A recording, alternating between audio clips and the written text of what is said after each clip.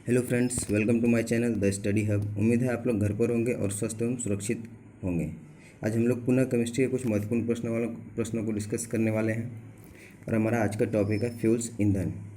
इस वीडियो में हमने ईंधन से आने वाले सभी महत्वपूर्ण प्रश्नों को रखा है जो कि बहुत ही महत्वपूर्ण है सभी एग्जाम्स के लिए। तो चलिए शुरू करते हैं। हमारा आज का पहला प्रश्न है, निम्नलिखित में से किसे मार्स गैस भी कहा जाता है? पहला ऑप्शन है प्रोपेन, दूसरा ईंधन, तीसरा ऑप्शन है मीथेन, चौथा ऑप्शन है ब्यूटेन। इस प्रश्न का सही उत्तर हो जाएगा ऑप्शन नंबर 3, मीथेन। मीथेन जो है उसको मार्स गैस भी कहा जाता है और इसका सूत्र होता है CH4।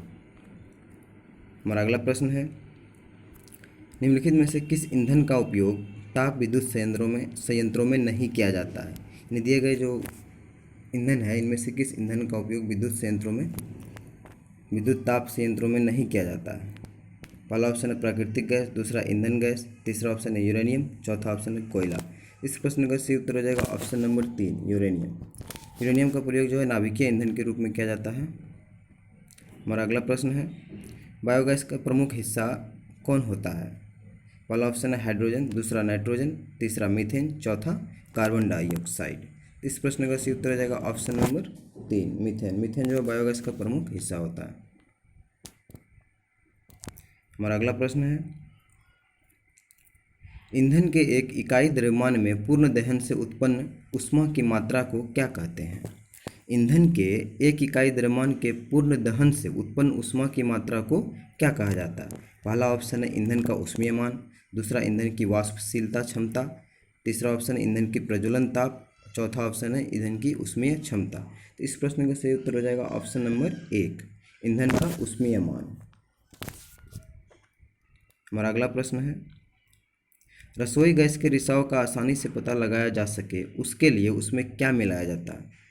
हम लोगों के घर में जो LPG सिलेंडर आता है उसके रिसाव का जो आसानी से पता लगाने के लिए उसमें क्या मिलाया जाता है जिसके कारण उसमें एक विशेष प्रकार की गंध उत्पन्न होती है? पहला ऑप्शन है मिथाइल आइसोसाइनेट, दूसरा ऑप्शन है नाइट्रस ऑक्साइड, तीसरा ऑप्शन है इथाइल मरकैप्टन और चौथा है मिथाइल मरकैप्टन। ऑप्शन नंबर 3 और ऑप्शन नंबर 4 में काफ़ी कन्फ्यूजन होता है, इसलिए थोड़ा सा यहाँ ध्यान दीजिएगा। उसमें जो मिलाया जाता है LPG में वो होता है इथाइल मरकैप्टन, यानी कि इसमें हमारा आंसर हो जाएगा ऑप्शन नंबर 3, इथाइल मरकैप्टन। हमारा अगला प्रश्न है, निम्नलिखित में से किस जीवाश्म ईंधन में ब्यूटेन मुख्य घटक होता है? पहला ऑप्शन है कोयला, दूसरा ईंधन तेल, तीसरा ऑप्शन है प्राकृतिक गैस और चौथा ऑप्शन है LPG। इस प्रश्न का सही उत्तर हो जाएगा ऑप्शन नंबर 4, LPG। LPG का फुल फॉर्म होता है लिक्विफाइड पेट्रोलियम गैस। हमारा अगला प्रश्न है, मीथेन के जलने पर क्या होता है? यानी मीथेन के जलने पर क्या बनता है? पहला ऑप्शन है कार्बन मोनोऑक्साइड निकलती है, दूसरा ऑप्शन है कार्बन राख शेष रह जाती है, तीसरा ऑप्शन है कार्बोनेट बनता है और चौथा ऑप्शन है कार्बन डाइऑक्साइड एवं पानी निकलता है। इस प्रश्न का सही उत्तर हो जाएगा ऑप्शन नंबर 4, मीथेन के जलने पर कार्बन डाइऑक्साइड एवं पानी निकलता है। हमारा अगला प्रश्न है, प्रचुर मात्रा में उपलब्ध ज्वलनशील प्राकृतिक गैस कौन सी है? पहला ऑप्शन है प्रोपेन, दूसरा मीथेन, तीसरा ईंधन और चौथा ब्यूटेन। तो इस प्रश्न का सही उत्तर हो जाएगा ऑप्शन नंबर 2, मीथेन। प्रचुर मात्रा में उपलब्ध ज्वलनशील प्राकृतिक गैस मीथेन है। हमारा अगला प्रश्न है, दहन की प्रक्रिया में ईंधन की रासायनिक ऊर्जा किस ऊर्जा में रूपांतरित होती है? पहला ऑप्शन है गतिज ऊर्जा, दूसरा है ऊष्मीय ऊर्जा, तीसरा ऑप्शन है स्थितिज ऊर्जा और चौथा ऑप्शन है यांत्रिक ऊर्जा। तो इस प्रश्न का सही उत्तर हो जाएगा ऑप्शन नंबर ऊष्मीय ऊर्जा, यानी ऑप्शन नंबर 2, ऊष्मीय ऊर्जा। हमारा अगला प्रश्न है, कोयले की किस किस्म में कार्बन की सर्वाधिक मात्रा उपस्थित होती है? यहाँ पे कोयले की किस किस्म में कार्बन की सर्वाधिक मात्रा उपस्थित होती है? पहला ऑप्शन है एंथ्रेसाइट, दूसरा बिटुमिनस, तीसरा लिग्नाइट, चौथा पीट। इस प्रश्न का सही उत्तर हो जाएगा ऑप्शन नंबर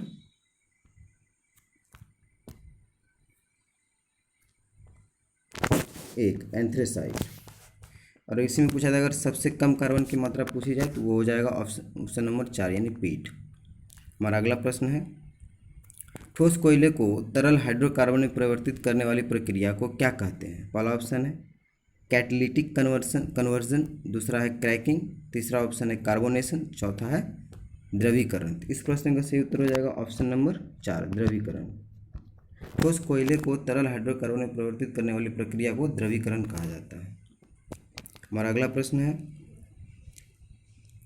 कोयले और पेट्रोलियम के दहन का परिणाम किसके ऑक्साइड के रूप में होता है? पहला ऑप्शन है सल्फर और फास्फोरस, दूसरा नाइट्रोजन और सल्फर, तीसरा ऑप्शन है सल्फर और कैल्शियम, चौथा ऑप्शन है नाइट्रोजन और फास्फोरस। इस प्रश्न का सही उत्तर हो जाएगा ऑप्शन नंबर 2, नाइट्रोजन और सल्फर। कोयले और पेट्रोलियम के दहन का परिणाम नाइट्रोजन और सल्फर के ऑक्साइड के रूप में होता है। हमारा अगला प्रश्न है, इंजनों में अपस्फोटन कम करने के लिए ईंधन में कौन सा पदार्थ मिलाया जाता है? पहला टेट्राएथिलेट, दूसरा जल, तीसरा एथिलीन ग्लाइकोल, चौथा ऑप्शन है ग्लिसरीन। इस प्रश्न का सही उत्तर हो जाएगा ऑप्शन नंबर 1, टेट्राएथिलेट। इंजनों में अपस्फोटन कम करने के लिए उसमें ईंधन में जो है टेट्राएथिलेट मिलाया जाता है।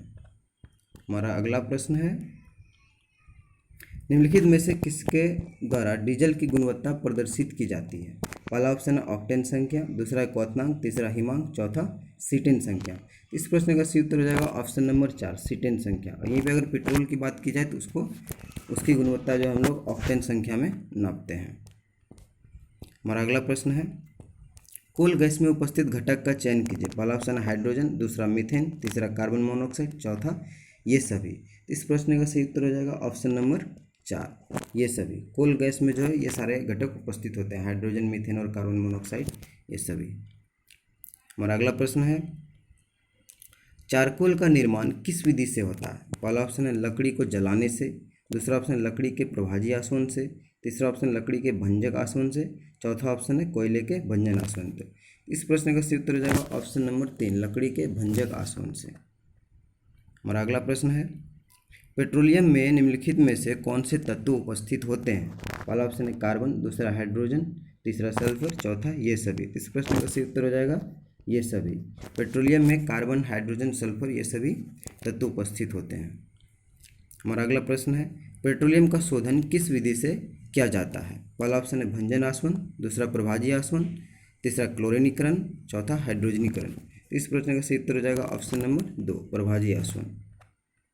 हमारा अगला प्रश्न है, बायोगैस को किस अन्य नाम से भी जाना जाता है? पहला ऑप्शन है हीलियम गैस, दूसरा कार्बन गैस, तीसरा गोबर गैस और चौथा ईंधन। तो बायोगैस को जो है गोबर गैस के रूप में भी, गोबर गैस के नाम से भी जाना जाता है। हमारा अगला प्रश्न है,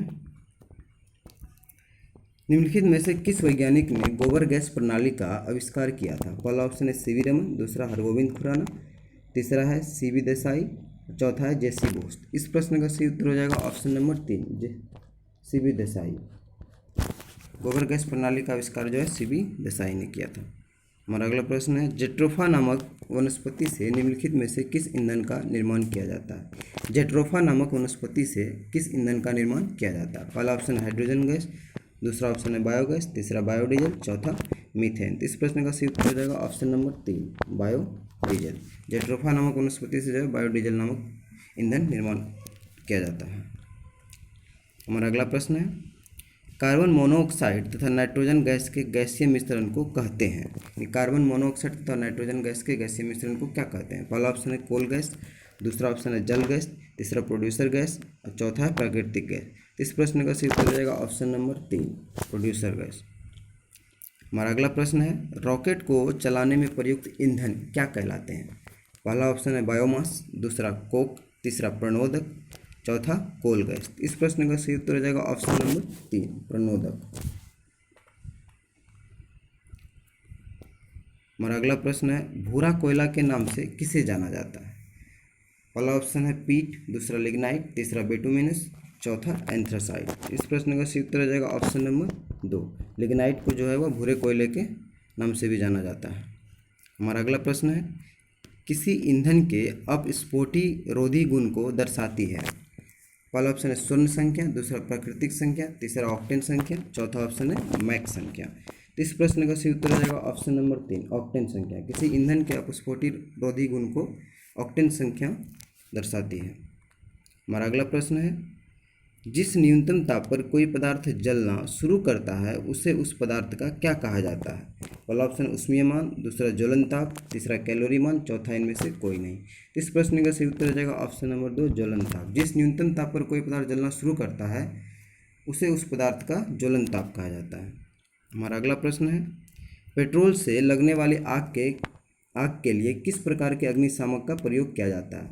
पहला ऑप्शन है झाग वाला, दूसरा सोडा अम्ल वाला, तीसरा पाउडर वाला, चौथा ऑप्शन है इनमें से कोई नहीं। तो इस प्रश्न का सही उत्तर हो जाएगा ऑप्शन नंबर 1 झाग वाला। हमारा अगला प्रश्न है निम्नलिखित में से कौन ईंधन तत्व नहीं है? पहला ऑप्शन है यूरेनियम, दूसरा थोरियम, तीसरा रेडियम, चौथा हीलियम। तो इस प्रश्न का जो सही उत्तर है वो ऑप्शन नंबर 4 हीलियम। हीलियम जो है ईंधन तत्व नहीं है, बाकी तीनों रेडियम, थोरियम और यूरेनियम ये जो है ईंधन तत्व हैं। हमारा अगला प्रश्न है निम्न में से कौन जीवाश्म ईंधन नहीं है? पहला ऑप्शन है कोयला, दूसरा पेट्रोलियम, तीसरा नाइट्रोजन, चौथा जल गैस। तो इस प्रश्न का सही उत्तर होगा ऑप्शन नंबर 3 नाइट्रोजन जो है जीवाश्म ईंधन नहीं है, बाकी तीनों कोयला, पेट्रोलियम और जल गैस जीवाश्म ईंधन है। हमारा अगला प्रश्न है और ये हमारे इस वीडियो का अंतिम प्रश्न है गोबर गैस में मुख्यतः रहता है मीथेन, एथिलीन, एसिटिलीन, चौथा है कार्बन मोनोऑक्साइड। तो इस प्रश्न का सही उत्तर होगा ऑप्शन नंबर 1 मीथेन। गोबर गैस में जो है मुख्यतः मीथेन की उपस्थिति होती है। तो ये थे हमारे केमिस्ट्री के फ्यूल्स टॉपिक से कुछ महत्वपूर्ण प्रश्न। इसी तरह के प्रश्नों का प्रतिदिन टॉपिक वाइज अभ्यास करने के लिए हमारे चैनल द स्टडी हब को सब्सक्राइब करें और अगर हमारी वीडियो आप लोगों को पसंद आए हो तो अपने फ्रेंड्स में शेयर करें, लाइक करें। और इसके पहले वाले वीडियो को अगर आप देखना चाहते हैं तो वो हमारे प्लेलिस्ट में है, वो भी टॉपिक वाइज, आप चाहें तो वहाँ जाकर देख सकते हैं। आज के लिए इतना ही, धन्यवाद। जय हिंद, जय भारत।